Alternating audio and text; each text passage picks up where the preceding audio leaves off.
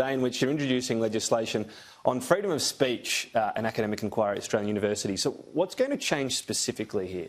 What we're going to be doing is legislating key definitions as recommended by Robert French in his inquiry into freedom of speech and academic freedom at universities. He established a model code that he wants all universities to adopt, and a part of that adoption of that model code is he recommended that we needed to legislate these definitions into the Parliament, and that's what I'll be introducing this morning. It's been noted this wasn't taken up initially. Pauline Hanson pushed for it. She's been concerned about the case of Peter Ridd, sacked by James Cook University following public criticism of his colleagues' research on the Great Barrier Reef. Would the university be able to sack him under these changes if they were adopted? So the legal advice that I have is that they wouldn't have been able to prosecute Peter Ridd if these laws had have been in place. Now, that's the advice. And what's that specifically based on? What element would stop? It's based on both the freedom of speech and the freedom of academic inquiry parts of the model code. And look, this was something that we committed to do as a government when Robert French handed down his report, and we're following through on that commitment. So when you say academic inquiry, I mean the government's own department within the environment talks about obviously what's happening in the Great Barrier Reef that it believes is caused by climate change. Peter Ridd has a contrary view, and essentially this is saying even though you might not agree with it, he's allowed that contrary view. Does it need to be based on research, or can it just be a personal view he has regardless? Well, obviously when it comes to academic inquiry, it needs to be based on the research that the academic themselves have done, but then obviously there's a freedom of speech component as well. As an individual, people have the right to speak their mind. So we want to make sure that both those elements are a key part of our universities.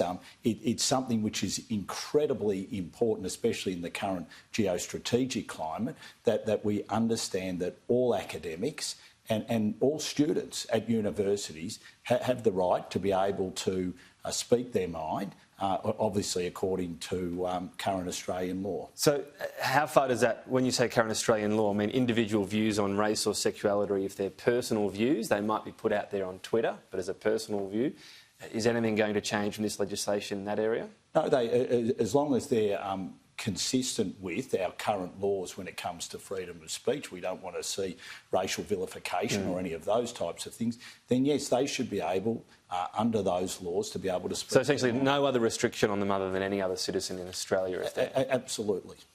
International students, so a pilot scheme has begun. Any update on how this is proceeding and how it bodes for next year?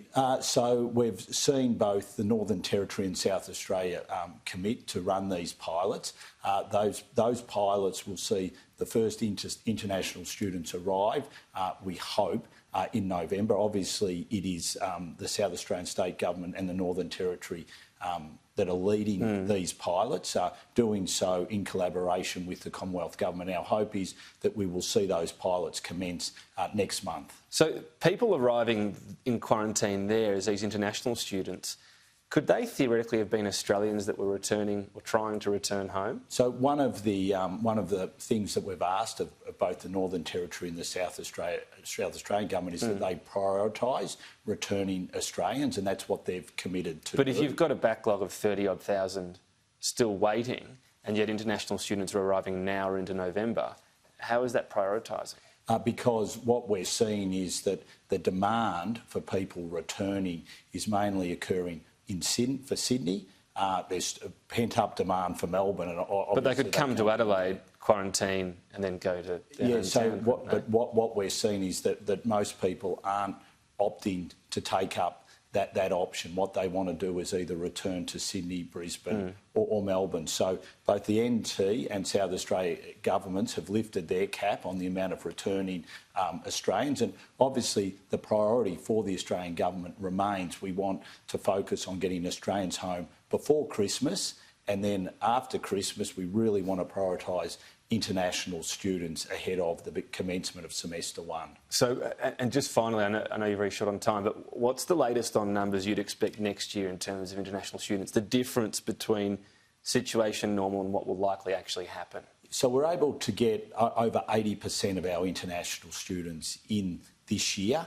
So the university, state and territory governments and the Commonwealth working together did remarkably well in that regard. Remembering 250,000 jobs, $40 billion worth of national income that we get from this key services export.